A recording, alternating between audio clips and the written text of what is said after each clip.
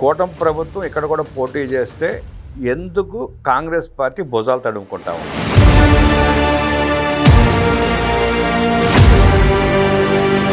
ఇంకొక మాట చెప్తున్నాను, ఎస్ మిస్టర్ పవన్ కళ్యాణ్, ఇది మా అయ్య జాగిరే, మా తెలంగాణ ప్రజల అయ్య జాగిరే, 4 కోట్ల ప్రజల మనుషుల యొక్క అయ్య జాగిరి, నీ అయ్య జాగిరి కాదు.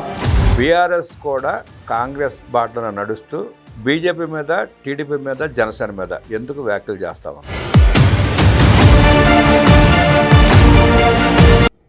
2018లో చంద్రబాబు నాయుడు గారు వచ్చారు, పోటీ చేశారు. 23లో మీరు పోటీ చేశారు. పోటీ చేయండి, ఎవరొద్దంటున్నారు. కానీ మీరు ఇక్కడికి వచ్చి మాట్లాడేటప్పుడు ఇదేదో ఆషామాషిగా ఏర్పడ్డ రాష్ట్రం కాదు, ఇదేదో అనాయాసంగా వచ్చిన రాష్ట్రం కాదు. వేల మంది బలిదానాలతో, రక్తంతో తడిసిన నేల ఇది తెలంగాణ. కాబట్టి ఇక్కడికి వచ్చినప్పుడు 1-2 సార్లు ఆలోచించుకొని మాట్లాడాలి. నేను ఒక మాట అన్నారు, ఆయన అడ్డుకుంటున్నారు. ఎవరు అడ్డుకుంటున్నారు మిమ్మల్ని? ఏదో ఊహాజనితమైన ఒక ప్రపంచం సృష్టించుకొని ఎవరు అడ్డుకున్నారు మిమ్మల్ని? ఒకటి మాత్రం పక్కా, పవన్ కళ్యాణ్ గారైనా ఎవరైనా సరే తెలంగాణ ఆవిర్భావ దినోత్సవం రోజు వచ్చి ఇక్కడ మేము సభ పెడతాం. అది కూడా గతంలో నేను తెలంగాణ ఏర్పడ్డప్పుడు నాకు ఆ విభజించిన పద్ధతి నచ్చలేదు. ఒక ఆయన అంటాడు తల్లిని చంపి బిడ్డను బతికించారంటాడు. బీఆర్ఎస్ పరిస్థితి ఏంటి?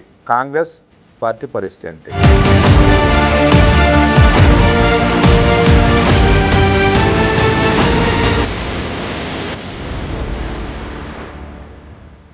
నేను ఇప్పటిదాకా నిర్ణయించుకోనా, మీరు అంటున్నారు కాబట్టి చెప్తున్నా. తెలంగాణలో జనసేన ఉంటుంది, నేను పోటీ చేస్తా. నేను ఇప్పుడు దాకా ఎప్పుడు అవసరమైతే తెలంగాణలో తిరుగుతాం, నేనే తిరుగుతా, మేమే తిరుగుతాం.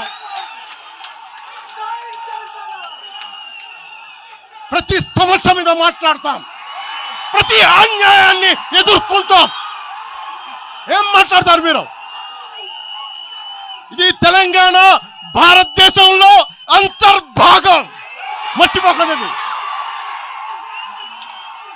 తెలంగాణ నా దేశం, మన భారతదేశంలో అంతర్భాగం తెలంగాణ.